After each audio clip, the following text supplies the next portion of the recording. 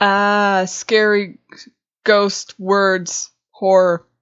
Anyway, horror stories.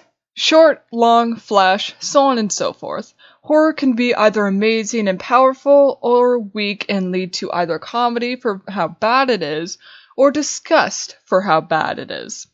Comedy would be a good scapegoat.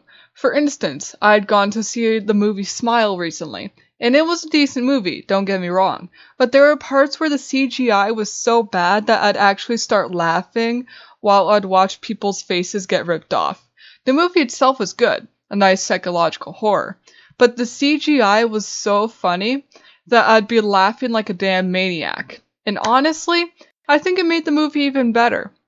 Just a quick word of warning. There will be topics within this episode that may trigger or upset some listeners, so please, if you're sensitive to any sort of topic that is found within horror, then please click off.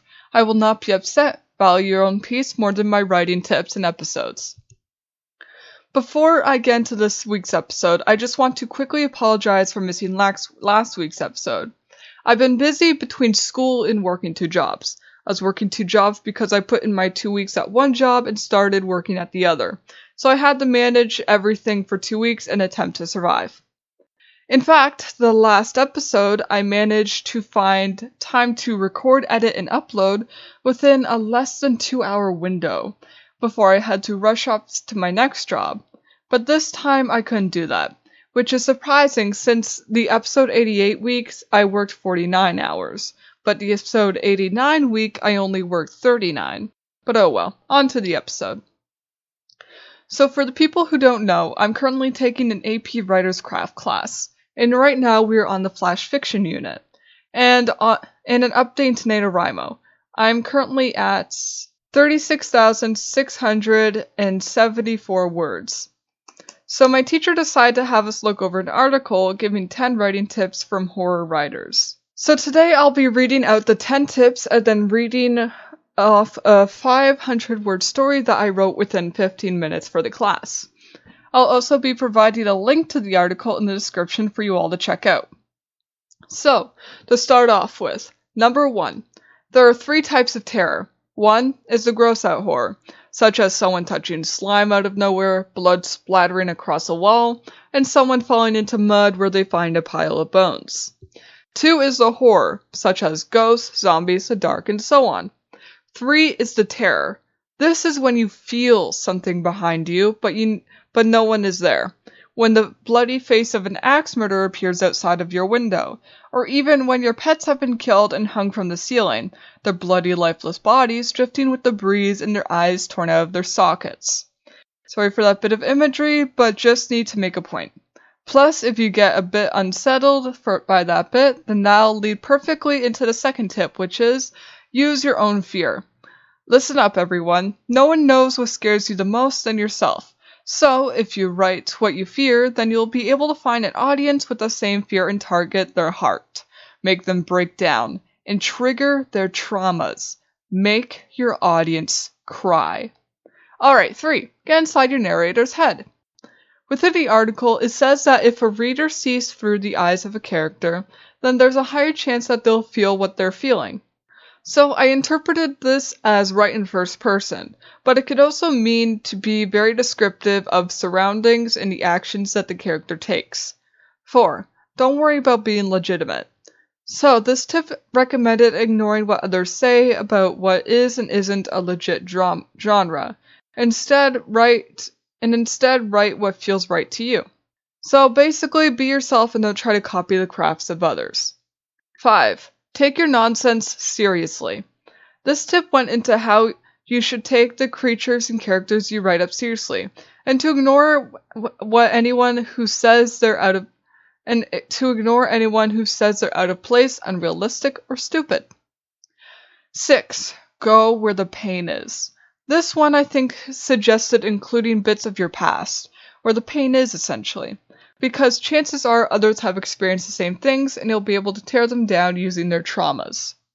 7. The scariest thing is feeling out of control. When there's nothing you can do to save a loved one or even yourself, how do you think you'll react? And no, I don't mean that you've just lost your job and your life and your wife left you and you feel as though your life is falling apart. I mean that when there's a psychotic killer on the loose that had just killed your child, kidnapped your life, and turned your dog into minced beef, and is now forcing you to either kill yourself so then your wife is safe, or let her die, but then you'll be hunted down for the rest of your life, where you'll inevitably be tortured to death. Brutally, might I add.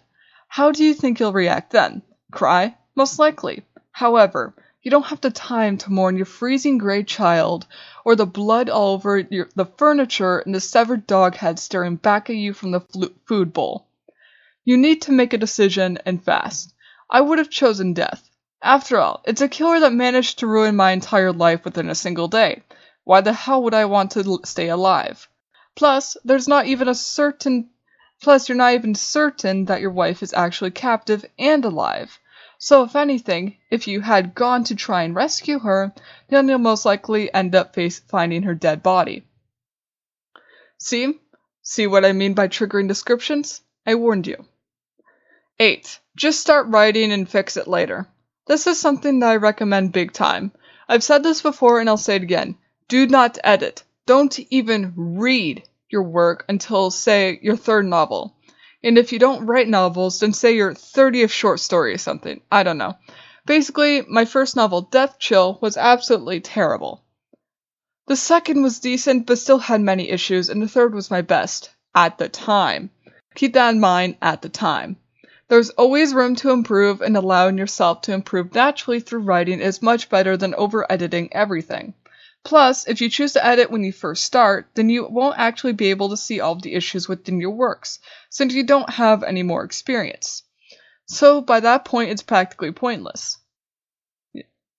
So please, just start writing, improve your craft, then fix it once you're skilled enough.